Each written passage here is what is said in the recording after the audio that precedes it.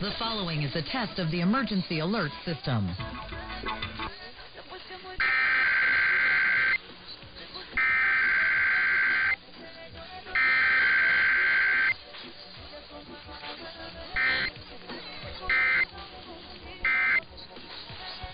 Its emergency alert system equipment. The EAS will provide timely emergency warnings.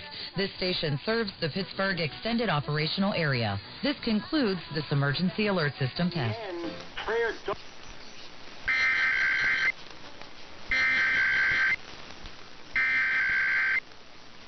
This is a test of the broadcast stations of your area. Equipment that can quickly warn you during emergencies is being tested. If this had been an actual emergency, official messages would have followed the alert tone. This concludes this test of the emergency alert system.